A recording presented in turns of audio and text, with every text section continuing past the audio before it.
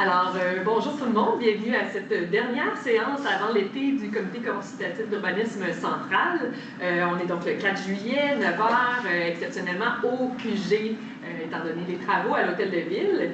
On a une petite séance aujourd'hui, mais un dossier qui est un vieux dossier qu'on va voir, mais on va commencer quand même au niveau de l'adoption de l'ordre du jour. Est-ce que ça vous convenait avec ce dossier? Oui. Ici.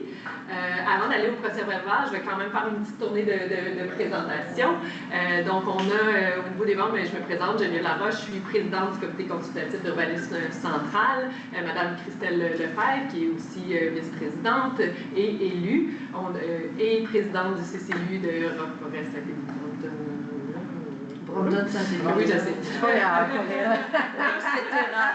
J'aime bien dire Brossette, comme ça on sait. Oui, voilà. Oui, exact. On a Mme Bertel, qui est présidente du comité consultatif d'urbanisme de l'arrondissement de Fleurimont. Le plus beau. C'est pour ça qu'on Moi, j'ai le plus grand. On l'a vu. Monsieur Claude Charon, qui est lui aussi est président du comité consultatif d'urbanisme de Lennoxville. On a aussi nos membres citoyens, donc Frédéric de Helm Lemelin, je vais dire au complet cette fois-ci. On a aussi Monsieur David Lacoste qui est avec nous ce matin, membre citoyen. On a Madame Robichaud, élue du secteur du dossier qu'on va voir aujourd'hui. Et bien sûr, on est accompagné aussi des gens, des équipes de l'administration, Madame Émilie Audet, qui est directrice du service de la planification et de la gestion du territoire, Monsieur Lapointe qui va nous présenter le dossier d'aujourd'hui, Monsieur Alexandre Roussel, maître Alexandre Roussel-Camel, qui agit comme notre secrétaire. J'ai fait le tour, hein, je pense. Alors, bienvenue à cette séance. Oui, je l'ai nommé. Oui, tout à fait, j'ai fait ça. Donc, bienvenue aux gens aussi qui sont dans la salle, pardon. Donc, pour la suite, on va quand même prendre le temps d'adopter notre procès-verbal, celui du 19 juin, après relecture pour les membres. Est-ce que c'était conforme? Oui, madame. Oui. Donc, ça nous amènerait au seul dossier du jour, le 7.1.1, qui est l'approbation d'un plan projet de lotissement sur une partie du lot 5 883 711, situé à l'extrémité nord de la rue Bergerac, zone H0824, H1882 du règlement numéro 1200 de zonage et lotissement. C'est une demande qui est faite par le groupe SELEC par M. Pierre-Luc Chicoine. Donc, juste avant de vous laisser la parole, quand même nommer, parce qu'à ce moment-là, ce n'était pas, je ne pense pas qu'on était en CCI, on était en commission d'aménagement du territoire, quand on l'a déjà vu en orientation, mais avec des phases subséquentes il y a très longtemps, c'était en début de mandat. C'est un dossier là, qui est là, qui a un historique, là, qui est là depuis un certain temps. Là, c'est une partie de ce secteur-là, mais on parle vraiment du secteur qui est au sud du parc central, donc un milieu en ce moment qui est un grand milieu boisé au sud du parc central.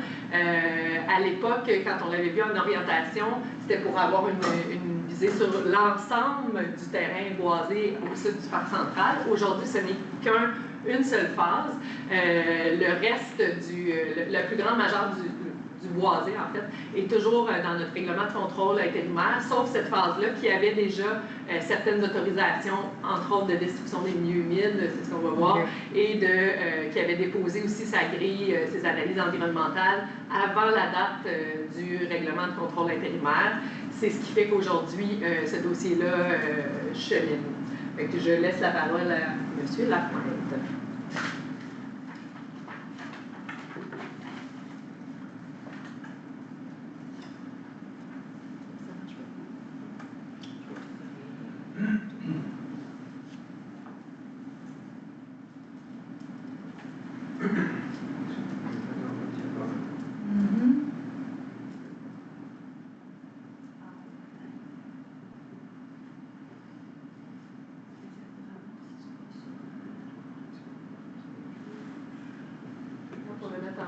Je vais le mettre en gamme, mais je parle aussi. C'est là. Ça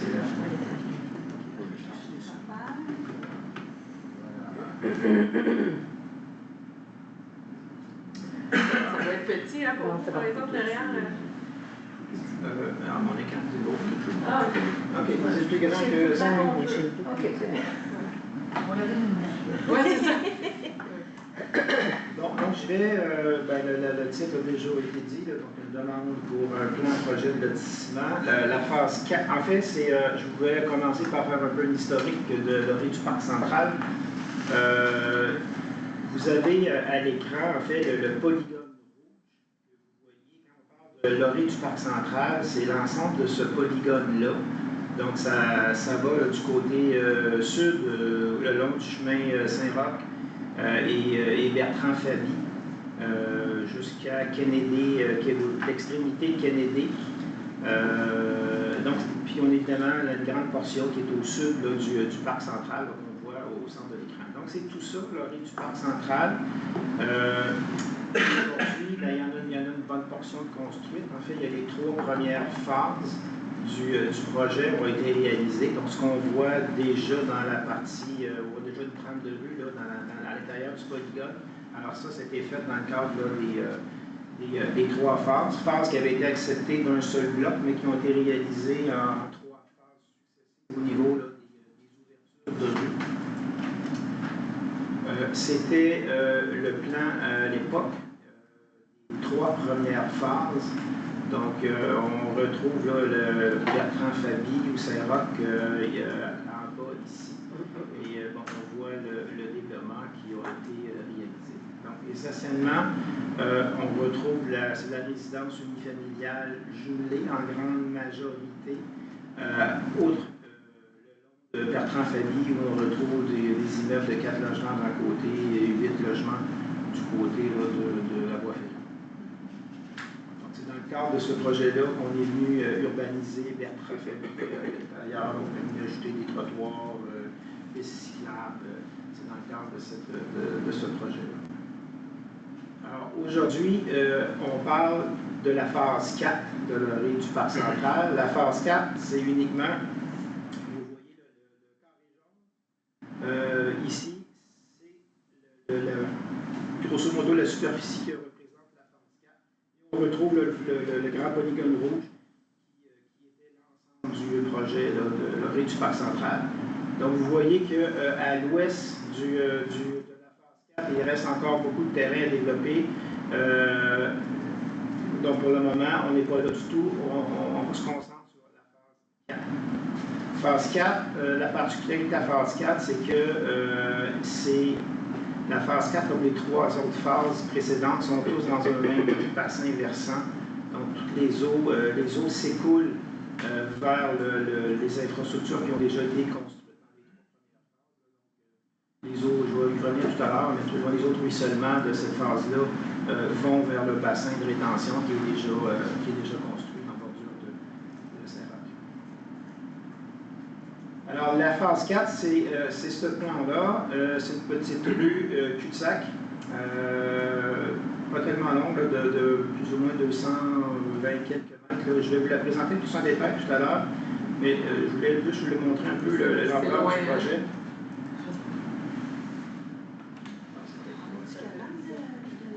De zoomer. Oui, je peux zoomer un petit peu. Okay. Mais je vais aller dans le détail plus loin, de toute façon. Au niveau environnemental, je vous fais grâce évidemment des phases 1, 2, 3 qui sont déjà construites. Donc, on ne reviendra pas là-dessus. Tout ce qui reste, en fait, à développer, donc la phase 4 et la phase 5 et plus. Bon, c'est l'étude de caractérisation des milieux naturels qui existent. Là, donc, il y a présence de nombreux cours d'eau à l'intérieur de ces phases-là. Donc, les taches vertes que vous voyez, ça correspond à des milieux vides. Et on a deux cours d'eau qui traversent cette section-là. Mais la phase 4, on est uniquement dans la partie qui est ici. On agrandit pour le volet milieu vide. Vous vous placez, donc la rue en cul-de-sac. On a un cours d'eau, le cours d'eau qui est son nom. Donc on a un cours d'eau qui coule à débit régulier. On se trouve à avoir 4 milieux humides, donc 2 qui sont préservés.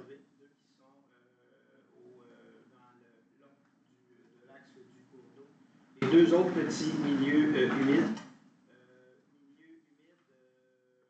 Dont le promoteur détient déjà un certificat d'autorisation pour les détruire. Donc, depuis 2017, les premières phases, donc, il avait obtenu un certificat d'autorisation pour les détruire, ces deux petits milieux.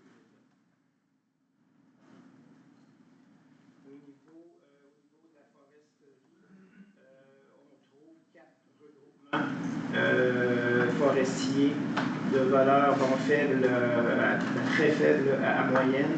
Essentiellement, c'est de la forêt, mixte de différentes compositions, feuillus résineux, qu'on retrouve à l'intérieur de cette partie-là.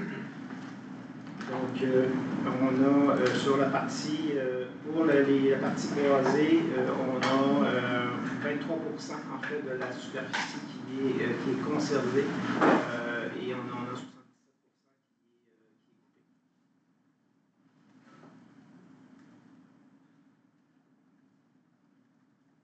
est coupée. Ils avaient évidemment déposé la grille environnementale à l'époque avec le dépôt du projet. C'est sans surprise, le résultat final de la grille, c'est 56 points. Donc, c'est un impact qu'on juge moyen. En fait, où le projet a perdu ses points, enfin, il en a perdu 25 sur possibilité de 25, c'est évidemment tout ce qui touche la partie boisée, le fait là, que la grande partie du boisé est touchée. C'est évidemment à cet endroit-là qui perd les points.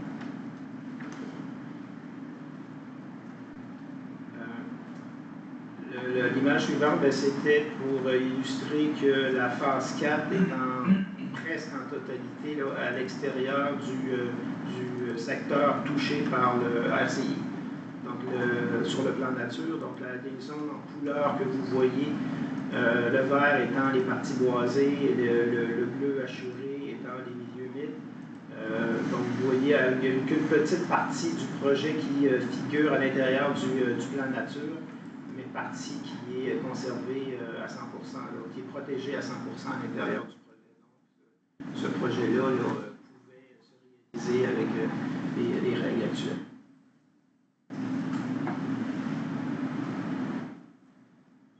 Bon, niveau urbanisme, les caractéristiques, je vais peut-être essayer de vous le grossir, là, si on voit mal derrière.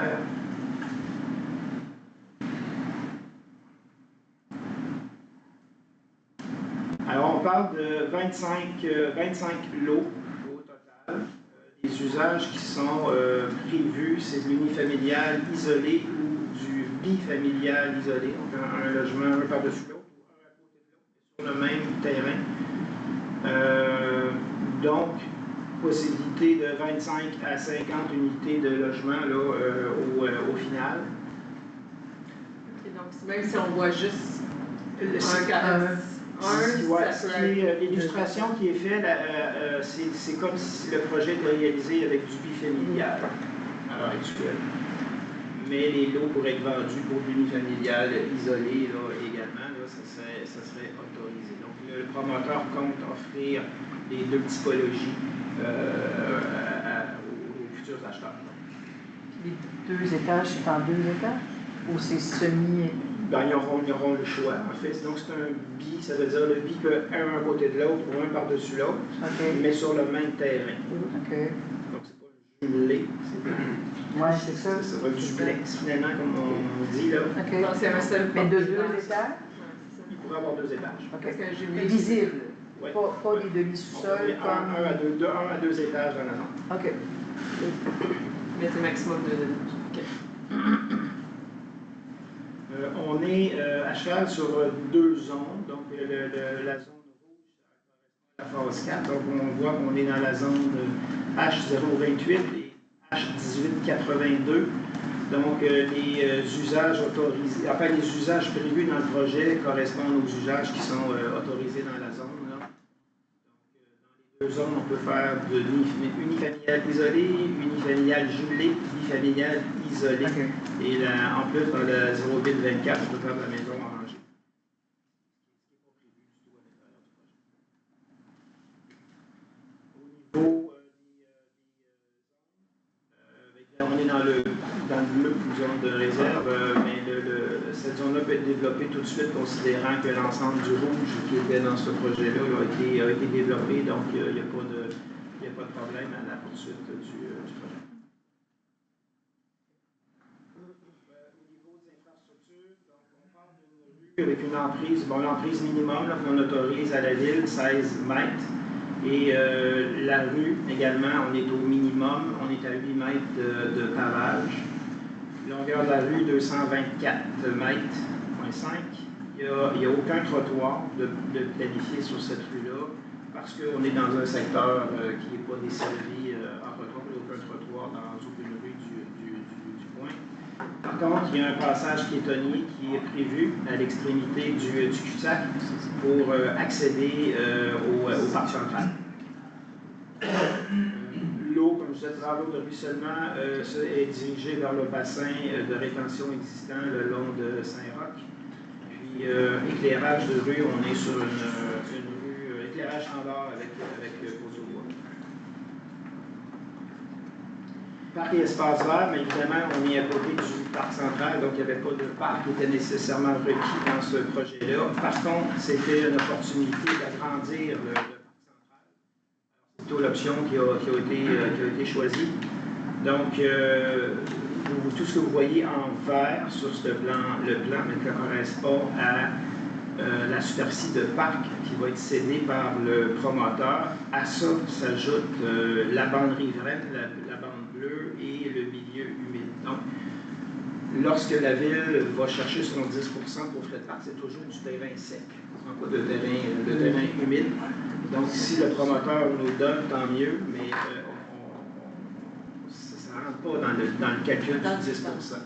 Donc, dans ce cas-ci, le promoteur nous cède le cours d'eau, les milieux vides, les bandes riveraines, en plus du terrain sec.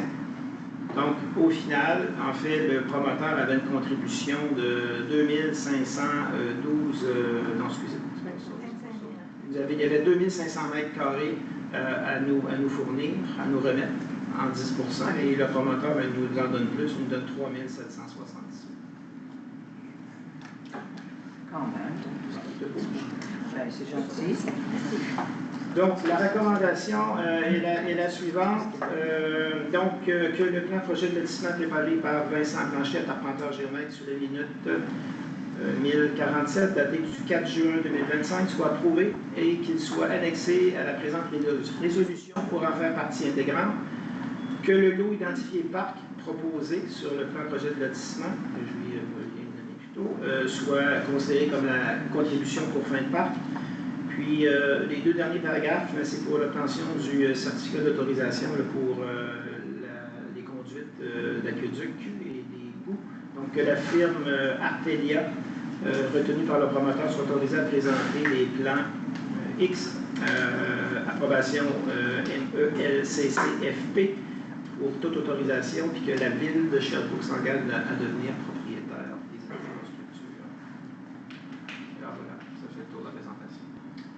Je vais prendre j'ai plusieurs questions, mais je vais laisser les membres y aller. Là. Je ne sais pas si Mme Roche voudrait avoir aussi spontanément lever la main, puis je vais prendre les interventions dans l'ordre. J'imagine que je vais à la fin, je laisse les membres avant. Ah, non, c'est très correct. Je peux assurément des commentaires. Oui. J'ai quand même beaucoup de trucs à dire. Là. Même si c'est un vieux dossier, je suis quand même surprise qu'il passe maintenant, parce que la dernière fois que j'avais parlé avec Groupe Select, il m'avait dit qu'il ferait plus le boisé Fabi. D'autres développements dans celui-là. Mais bref, il fallait s'attendre à ce que ça arrive à un moment donné quand même. Je suis aussi déçue parce qu'à ma connaissance, on avait souvent, moi et Annie, on avait souvent mentionné qu'on souhaitait qu'ils rencontrent les citoyens, puis à ma connaissance, ça n'a pas été fait. Même si à un moment donné, il m'avait dit qu'il voulait le faire, mais assurément qu'il ne l'a pas. En tout cas, il ne nous a pas invités, puis je pense pas que ça ait été fait. Puis j'espère qu'il le fera pour la phase subséquente parce que ça aura des enjeux encore plus importants. Puis comme il va devoir faire des changements de zonage, en tout cas, bref. Je comprends que c'est un plan projet de lotissement qui respecte le zonage, le RCI, tout ça. Mais comme c'est un plan projet, est-ce que les commentaires peuvent faire quand même qu'il va peut-être modifier des trucs ou c'est comme ça, c'est coulé dans le béton? En tout cas, je me posais la question.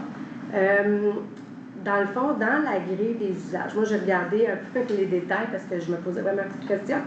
Le H4 qui est permis demande un terrain minimum de 450 mètres carrés, puis il y a des terrains qui vont jusqu'à 1283 mètres. Puis je me disais, à la droite de ça, c'est des très, très grands carrés. On a-tu droit de demander de faire des plus petits lots qui se rapprochent du 450-500 pour qu'il laisse encore une lisière d'arbres additionnelle? Parce que, tu sais, on comprend que lui, il va ouvrir la rue. C'est pas lui qui va défricher les terrains, mais les promoteurs qui vont acheter pour construire, eux, c'est quoi notre emprise là-dessus? Puis je me demandais si le fait de laisser une lisière puis de faire des terrains plus petits, comme qu'il a fait à la gauche, permettrait de conserver plus d'arbres. C'était d'ailleurs, je me permets juste parce que c'était un commentaire, je me souviens qu'on avait donné en orientation déjà que idéalement on devrait prévoir une bande tampon entre le quartier existant et celui-là.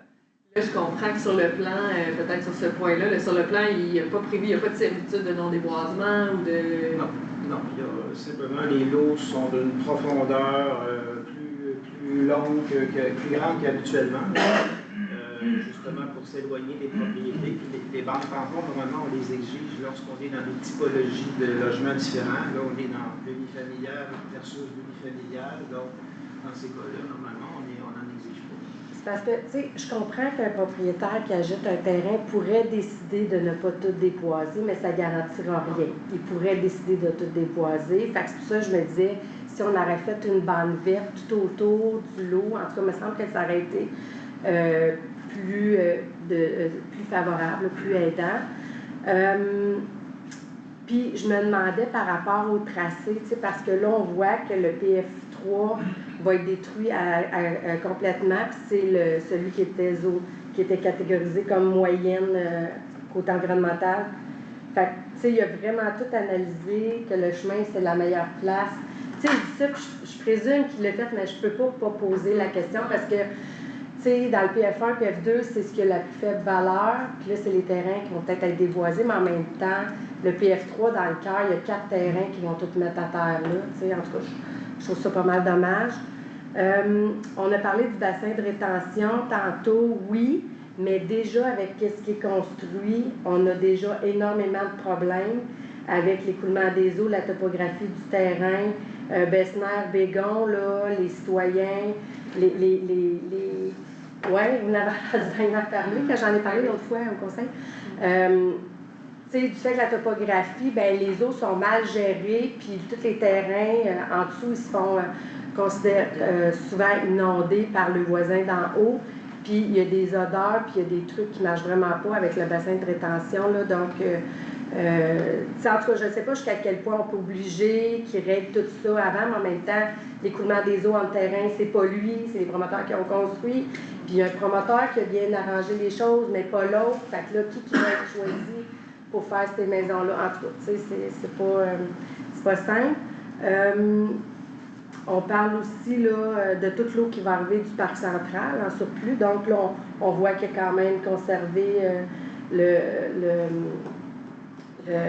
milieu humide, mais en tout cas, comment va être géré les autres eaux, parce que comme il y a beaucoup d'arbres de couper, c'est très questionnant. En tout cas, c'est très questionnant. Puis, je me disais, en quoi la politique de l'arbre qu'on vient d'adopter va protéger la canopée sur les terrains de façon individuelle, parce que comme je dis, c'est pas le promoteur actuel qu'on autorise son plan de projet qui décide ou pas de détruire, ça va être ceux qui vont acheter les terrains. Fait que, parce que, tu sais, le 330-300, là, ben, c'est sûr qu'à 300 mètres, on a le pas.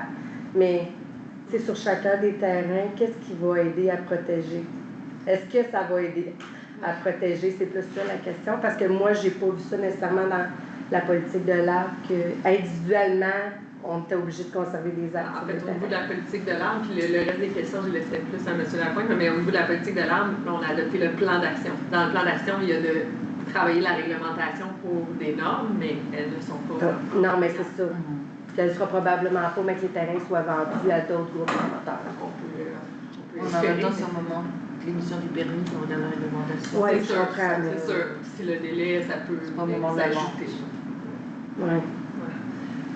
Ben, pas beaucoup de réponses. En fait, tu m'as parlé de pas mal de choses, là, mais le bassin de rétention a été fait pour recevoir ces eaux-là. Est-ce qu'il fonctionne bien ou il fonctionne mal? Je n'ai pas eu vent de rien de ça. Ben, la direction générale le sait, en tout cas. M. Drouin est au fait. Les problèmes qu'il peut y avoir d'écoulement des eaux, en fait, il y a deux choses. Hein. Il y a le promoteur qui ouvre le développement, puis il y a les constructeurs. Oui, bien c'est ça, je sais que c'est deux. Ouais. Donc, tout le volet ruissellement des eaux est pris en compte. Lorsqu'on fait une analyse, on vient trouver un projet de la sorte. C'était le cas dans les phases précédentes. Toute la gestion de l'eau, elle avait été planifiée. Est-ce que par après, le terrain il a été modelé, ils ont changé la topographie pour changer l'écoulement des eaux? Peut-être, mais initialement, lorsque ce projet-là est approuvé, tout le volet gestion des eaux est planifié. En principe, il n'est pas censé avoir ce type de problème. Quelle partie, c'était, je pense on faisait allusion au boisé. Oui, on était, je vais retourner au plan dans l'air. Oui, il est en plein centre, la partie moyenne. Le PF3, il est en plein centre. Fait qu'il y a 4 terrains. Ça ici, PF3. Donc, évidemment, c'est la partie moyenne. C'est la partie qui a la plus grande valeur à l'intérieur du projet.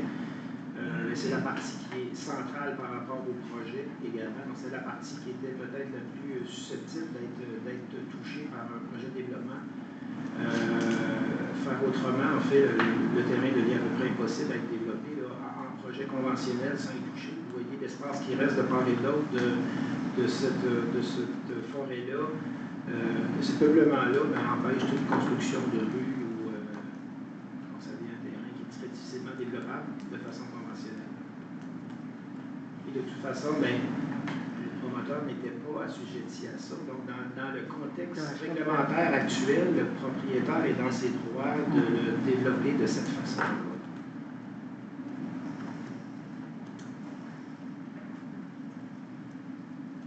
Mais on a quand même la responsabilité de l'ouverture de rue, dans le sens de permettre ou non l'ouverture de rue. Est-ce que j'ai d'autres interventions, questions? Oui. C'est pour avoir quand même, c'est notre arrondissement, là, on sait que l'aspect acceptation sociale, justement, on voulait que ça implique les gens, ça va à mon avis, être un aspect quand même important, là, parce que les gens du quartier, ils auraient espéré que ça se développe pas, puis qu'on puisse agrandir le parc, les réalités qui sont autrement. Mais donc ça, je pense que ça va être un enjeu, puis je répéterai pas tout ce que Mme Robichaud a dit. L'enjeu de la gestion de l'eau, c'est vraiment... Oui. Moi aussi, j'ai beaucoup d'échos sur la gestion de l'eau dans ce secteur-là. Je pense que même les dernières phases qui ont été réalisées, la phase 3, j'imagine, tout ça, qu'il y a déjà aussi encore des problématiques. Fait que, il y a beaucoup de craintes, je pense, dans le secteur. On vient en ajouter encore davantage. Là. Il y a vraiment des bons enjeux. Puis, moi, j'avoue que la vente tampon, ça me chicote beaucoup parce que c'était une orientation qu'on avait donnée à l'époque, je m'en souviens, c'est la principale, en sachant qu'on était un peu forcé d'accepter parce qu'il était hors du RCI, parce qu'il était, minimalement, il faudrait qu'il y ait quand même une préservation d'une bande boisée pour permettre d'avoir une certaine intimité. Fait que moi, c'est sûr que c'est le premier réflexe quand j'ai vu le plan, c'est un peu de dire, les lots en plus sont d'une certaine grandeur. Est-ce que ça pourrait nous permettre de faire une servitude de non-déboisement en bordure pour au moins atténuer l'impact puis permettre d'avoir vraiment de garder un certain niveau d'armature, sachant aussi qu'il est à 56 points en termes de... Même si on ne regarde pas les pointages, parce qu'ils sont autorisés dans ce secteur-là, mais quand même, ça nous dit que vos boisés, il aurait pu avoir un effort davantage, même s'il est allé au-delà de ce qu'il devait nous donner. Ça, je pense qu'il faut saluer l'effort de nous donner une section qui va s'ajouter au parc central, toute la bande de protection. Ça, c'est super, mais je pense qu'on aurait pu aussi aller un petit peu plus loin avec une bande tampon. Je ne sais pas est-ce que c'est quelque chose qui a déjà été discuté en servitude de non-déboisement? Est-ce que c'est quelque chose qui aurait une ouverture? En fait, il faut faire attention quand même. Je dis pas que le promoteur n'a pas d'ouverture à le faire. Bande tampon implique un amendement là, pour créer, pour le permettre au zonage. Servitude, ben non. Cependant, une servitude, il faut comprendre que c'est à ses limites. Ce n'est pas nos inspecteurs qui vont pouvoir intervenir parce qu'il va couper les arbres dans une servitude. Mais bon, c'est quand même une allée. L'autre chose, ben, il faut faire attention. On est dans le cadre d'une forêt à l'heure actuelle, du moment où on va garder une bande de 5 mètres, par exemple. Mais c'est des arbres qui vont être très, très fragiles là, aux effets de chenille. Il faut être conscient de ça. Donc, l'effet qu'on veut, peut-être qu'on risque de ne pas l'atteindre, en fait, là, avec cette bande-là, du moins à court et à moyen terme, parce que les arbres vont être assujettis là, à tomber facilement. J'ai Frédéric qui a une main levée. Oui. On va continuer les échanges. La première question que j'avais, dans le fond, c'est la largeur minimale d'ouverture de rue. Je pensais qu'elle était de 6 mètres. Là, on me dit que c'est 8 mètres. Est-ce que c'est parce qu'il n'y a pas de trottoir versus avec trottoir? C'est tout le temps 8 mètres? Je voulais juste un peu de clarté là-dessus pour commencer. En fait, dans 6 mètres, on le fait dans des projets intégrés, par exemple, mais pas dans des rues. Quand on le fait dans une rue, c'est une très, très, très courte portion. Là. 8 mètres, c'est nos minimums acceptables. On a fait des tests déjà à 7 mètres, puis ça ne marche pas. On peut le faire dans mesure où on a un trottoir en banquette. Dans ce cas-ci, on n'en a pas. Donc, il faut se garder une largeur suffisante quand même pour qu'en hiver, l'accumulation de la neige puisse se faire, plus les gens qui vont évidemment marcher dans la rue. Donc, on doit garder un aspect sécurité. Considérant qu'on est dans un tronçon, une rue en cul-de-sac, où bon, le débit de circulation va être minime dans ce cas-ci, on est à l'aise avec le niveau de sécurité que le 8 mètres va dégager. Essentiellement, il faut le voir en période hivernale, le 8 mètres. En période d'été, oui, ça va bien, mais en période hivernale, le 8 mètres n'est pas superflu. OK. Donc, si je comprends bien, ça aurait pu être 7 s'il y avait eu un trottoir en banquette, parce que ça donne l'emprise suffisante totale, ou, mettons, le 6, s'il y avait eu un trottoir en banquette, peut-être des deux bords, là, ça aurait peut-être été acceptable. Là-dessus, en fait, même avant de dire oui de façon officielle, c'est une rue avec plusieurs coups. Alors, il aurait fallu valider avec des simulations, savoir si un camion est capable de circuler à l'intérieur de ces grilles de courbes. OK. Je posais la question, par rapport aux rues, c'est oui, il y a le débit de circulation, on sait plus que c'est large, plus les gens ont tendance à rouler vite. C'est juste humain, là, peu importe le panneau de signalisation. Deuxième raison, c'est peut-être un petit point, là, puis je suis content de savoir que la réflexion est entamée au sein des services pour essayer de réduire ça. Dans les nouveaux développements, si je pense qu'il y a 2 CCU de ça, la ville Freiburg a été mentionnée. En Allemagne, c'est les nouveaux développements, là, pas les quartiers historiques, là, mais les nouveaux développements se font à 6 mètres, puis ça fait en sorte que les gens, ça roule à 20-30 km/h, parce que quand tu croises notre voiture, tu ralentis beaucoup. Fait que oui, il y a cet aspect-là de sécurité, mais je suis content au moins qu'on y pense, mais si dans le futur, si on est capable d'avoir une confirmation côté normatif, ce serait peut-être encore mieux pour l'avenir. Mais la deuxième raison que je posais cette question-là, c'est côté financier. Là, ça m'amène aux aqueducs et égouts. Est-ce que sont déjà sous terre ou est-ce que ça va être prolongé par le promoteur et cédé à la ville? C'est toujours le cas. OK. Fait par le promoteur et cédé ensuite à la ville. OK. Puis là, c'est là où est-ce que c'est la réponse. Je m'attendais à ça, mais des fois dans des projets, là, il y a un aqueduc, un égout qui passe sur le lot. Je ne suis pas trop sûr. Mon point principal, puis là, c'est plus un point éditorial, si je peux dire ça comme ça, c'est vraiment dans le sommaire décisionnel, on a coché aucune implication financière. J'ai beaucoup de la misère avec le fait que c'est aucune implication financière, parce que dans le fond, à la toute fin, après, du sommaire décisionnel, c'est écrit que la Ville s'engage à devenir propriétaire des infrastructures. Donc, c'est là où... Ouais, mais j'ai beaucoup de misère avec ça parce qu'il n'y a aucune... Là, c'est peut-être mon côté entrepreneur, là, aucune entreprise privée accepterait ça. Aucune. Là, je vais donner un exemple parce que là, c'est... Dans le fond, à la toute fin, Ben oui, l'exemple parfait, dans le fond, c'est les autoroutes en France. C'est littéralement ça. Les autoroutes appartiennent à l'État, sont cédées à un entrepreneur privé. Mais l'entreprise privée ne signera jamais sans savoir combien que ça va coûter d'entretenir cette route. Elle est où sur sa durée de vie, combien que ça va lui coûter pour l'entretenir. Je ne sais pas s'il y a une manière qu'on peut venir changer ça, parce que là, c'est vraiment être à l'aveugle. Puis dire c'est aucune implication financière quand c'est pas du tout le cas. On pourrait même ajouter que le déficit qu'on a actuellement est clairement lié à la façon dont on a développé. Ouais. Mais je peux répondre. Je suis tout à fait d'accord avec vous. C'est pas ça le point. C'est très logiciel parlant, cette case-là. C'est qu'il y a un logiciel, il y a une case disponibilité budgétaire, puis ça sert pour le service des finances, pour le reste de l'administration. S'il y a de l'argent à sortir, il faut s'assurer qu'on a le certificat, qu'on a le budget, que tout est là. Mais je comprends la confusion. Ceci dit, c'est pas...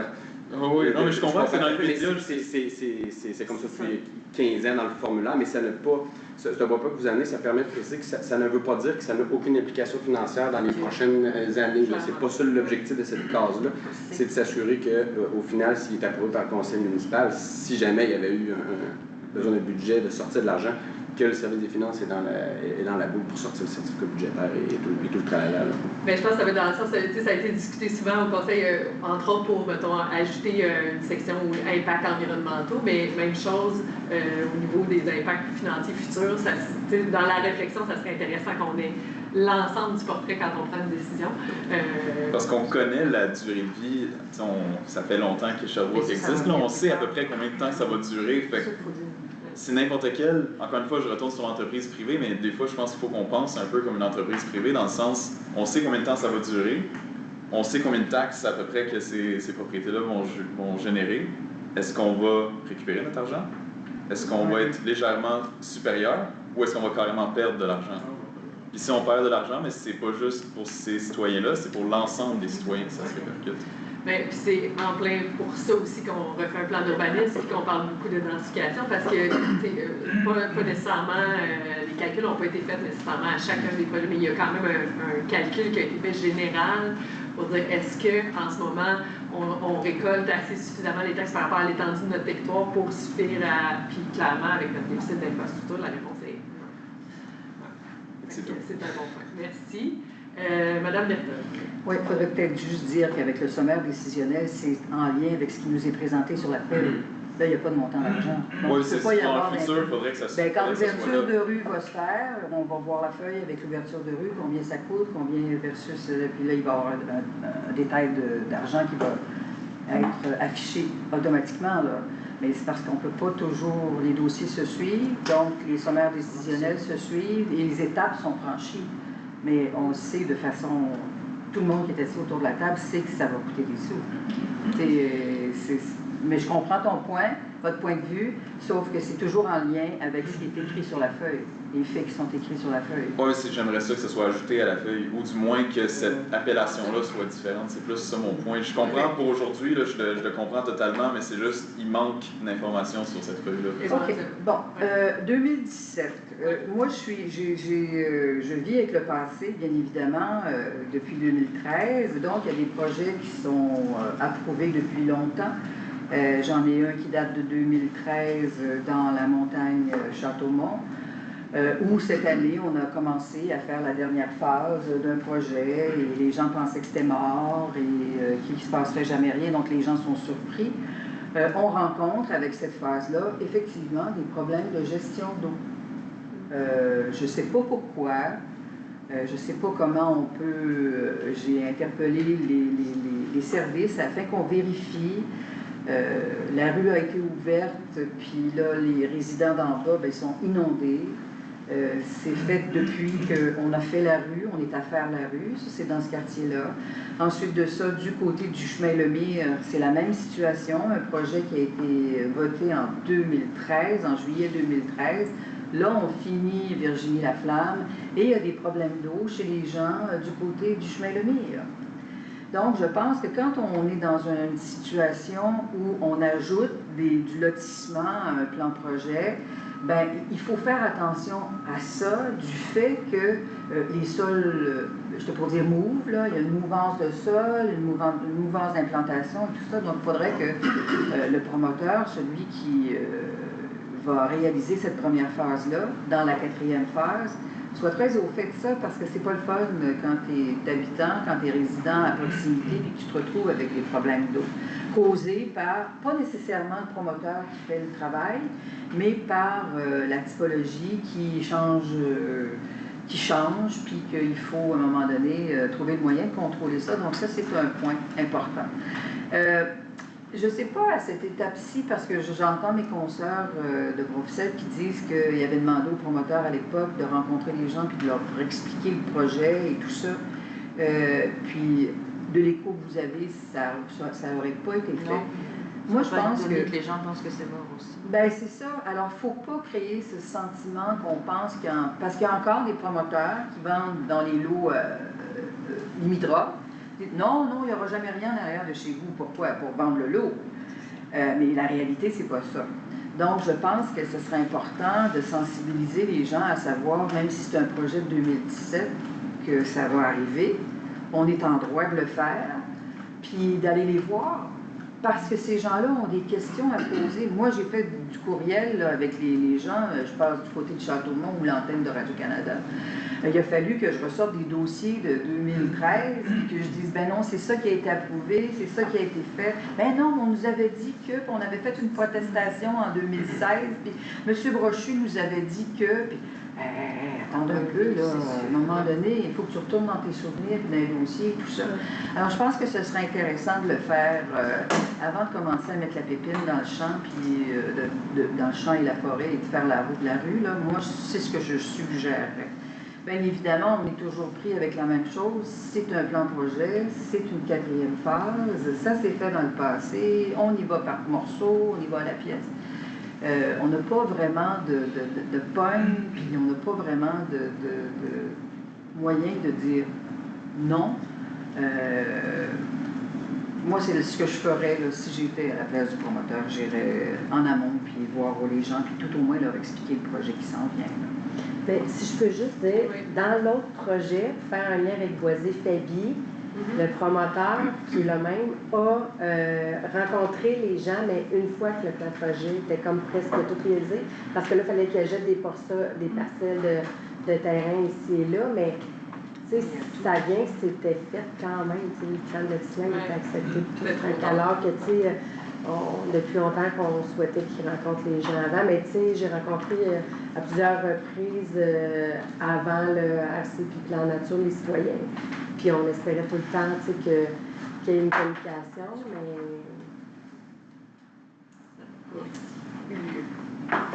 Madame Lefebvre?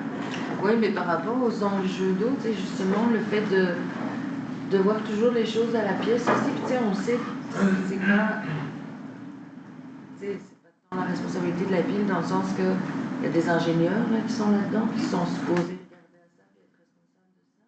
Mais on voit tellement de situations où finalement, ben, c'est le quartier qui se construit à côté, après coup, qui vient poser problème, etc. Tu sais, le fait d'avoir une vue d'ensemble, j'imagine que le plan d'urbanisme va nous aider pour ça. Tu sais, ça va nous permettre d'être plus prudents, justement, on le sait, là.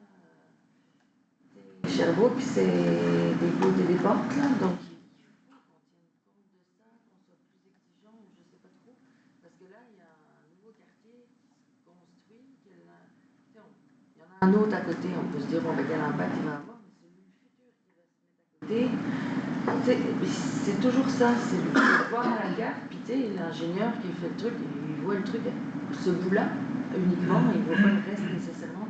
Je dis ça, puis j'ai pas de solution à proposer, là, parce que c'est vraiment très technique, mais il faut qu'on se pose plus de questions, puis il faut qu'on aille vraiment plus loin pour que, que les gens gardent l'eau sur leur terrain, le plus possible, qu'ils mettent des choses en place pour, pas juste que ça parte au pluvial, parce qu'on n'y arrivera pas, puis ça va tout le temps faire des équipements ailleurs.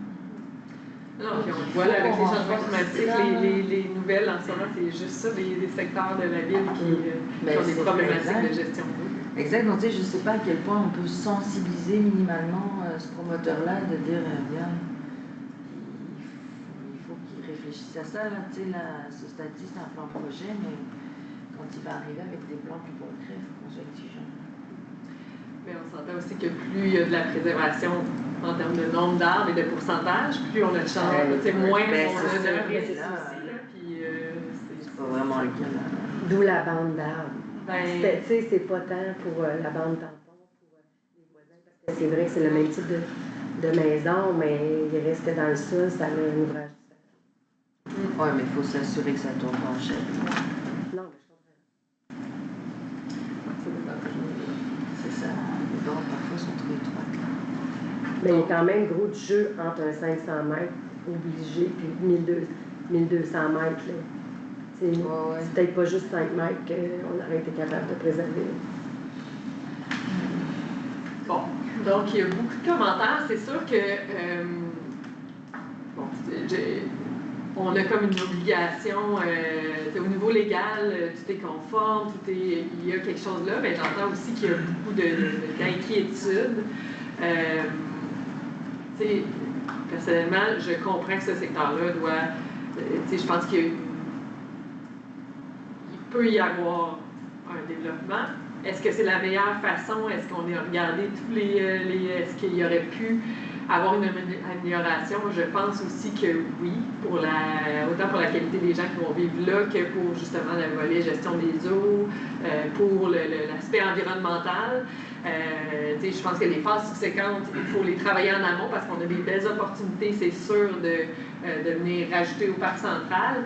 Mais ici, ce que là, je ne sais pas trop comment positionner, mais j'entends beaucoup d'inquiétudes, mais j'entends aussi l'espèce de résignation. Est-ce qu'il y a je me demande, est-ce qu'il y a une urgence dans le dossier? Est-ce qu'il y a encore moyen d'avoir des discussions avec le promoteur? Est-ce qu'on est capable? Parce que là, il est en recommandation aujourd'hui. C'est pas décisionnel, un comité consultatif d'urbanisme. C'est sûr que le décisionnel se fait au conseil municipal. Nous, c'est la recommandation qu'on doit faire aujourd'hui. Mais est-ce qu'on sent qu'il y a encore des marges de manœuvre pour... Bien, je veux juste dire, je comprends qu'on dit qu'il a donné plus que ce qui était supposé, puis ça va agrandir le parc central, mais dans les faits, concrètement, là, ça fait pas de différence parce que c'est pas un bloc qu'on rajoute au parc central, c'est une lisière de même, où il y aura des maisons.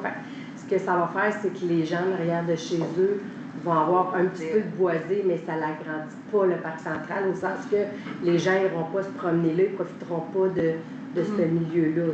Non, je disais, c'est plus dans les phases subséquentes qu'on a l'opportunité de vraiment agrandir, je pense. Là, je ne peux pas répondre pour le promoteur. Je ne peux pas répondre pour lui. Il y a peut-être de l'ouverture, mais avoir une servitude derrière, mais... on peut pas la chose, même la servitude, est-ce qu'elle va faire l'effet que vous souhaitez qu'elle fasse? C'est juste ça. C'est ça, c'est les deux aspects, je pense. Gestion des eaux, que le promoteur ait rencontré les citoyens avant, ça, je pense que ça aurait été aussi extrêmement intéressant. Je me souviens que ça avait été dit aussi en CCU à l'époque, parce que c'est ce qu'on privilégie. Quand on voit les dossiers en orientation, généralement, on demande toujours à ce que le promoteur, on ne peut pas l'exiger, mais on essaie d'être fortement. Ouais. Fait que je ne sais pas les positions des membres à ce stade-ci au niveau de la résolution de la recommandation. Juste un petit point, là, on parlait de servitude, ça en fait penser à ça. Une bonne manière de rendre les banlieues invitantes pour la mobilité active, surtout le vélo, là, qui peut être très agréable en banlieue quand c'est bien interconnecté, c'est justement des servitudes entre les différents spaghettis. Si on s'entend, on construit souvent les banlieues en spaghettis pour empêcher la circulation automobile. Mais s'il y a des interconnexions qui sont possibles de faire ou dans de futurs projets, de demander justement des interconnexions de mobilité active, que ce soit juste piétons, cyclistes, entre les différents spagates. Ben, c'est pour différentes nouilles dans le spaghette. Ça permettrait justement de rendre la job d'un... Tu sais, le petit flot qui va aller voir son voisin, mais qui est de l'autre côté, là, on voit qu'il y a des maisons de l'autre bord, mais il faut qu'il fasse genre 1 km versus 15 mètres. Des sentiers, tu veux dire? Oui, c'est des sentiers entre les... Ouais, c'est ça, ça permettrait de rendre justement des futurs quartiers qu'on sait qu'ils vont être à faible densité encore, puis il va en avoir d'autres, mais les rendre plus facile compatibles avec ce qu'on cherche. Tout à fait. On voit un lien piétonnier quand même qui est maintenu avec la partie centrale, mais les gens doivent se rendre au bout du spaghetti. Oui, M. Charles. Moi, j'identifie la servitude de la bande tampon.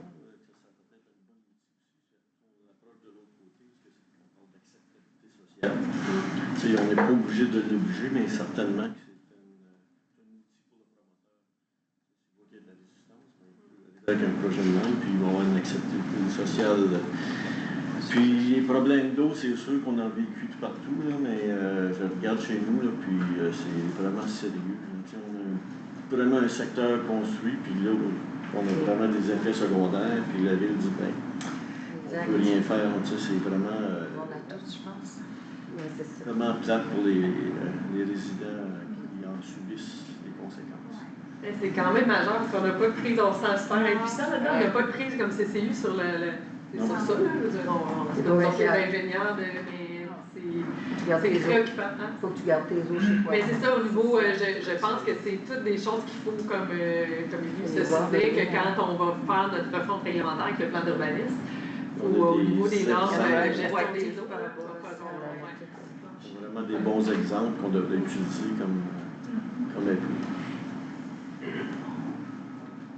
Donc,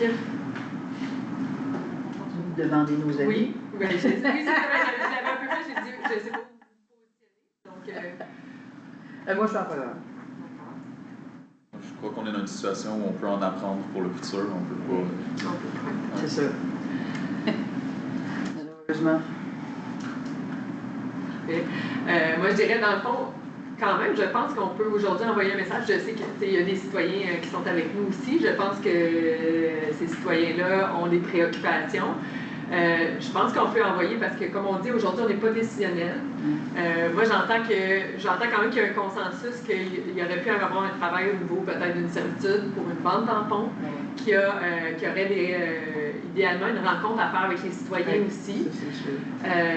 Le dossier va revenir au conseil municipal pour décision et le conseil municipal est quand même décisionnel. Donc, c'est lui qui va décider au final. Donc, je pense qu'il y a dans cette tranche-là un moment important d'influence qu'il peut y avoir au niveau du projet par les citoyens.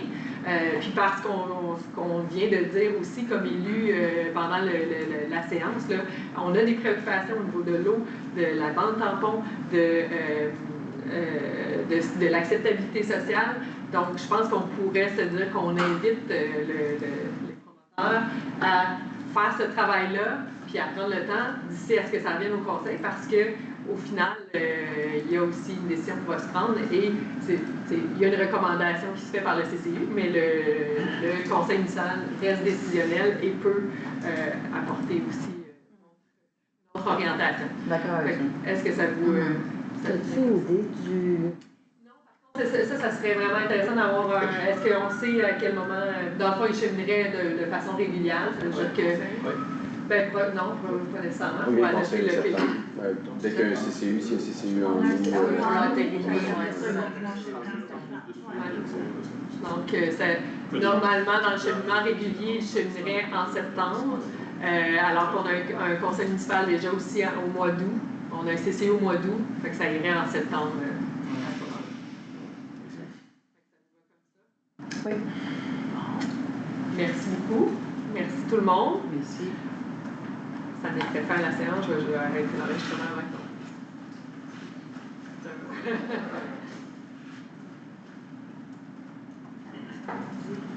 C'est fait?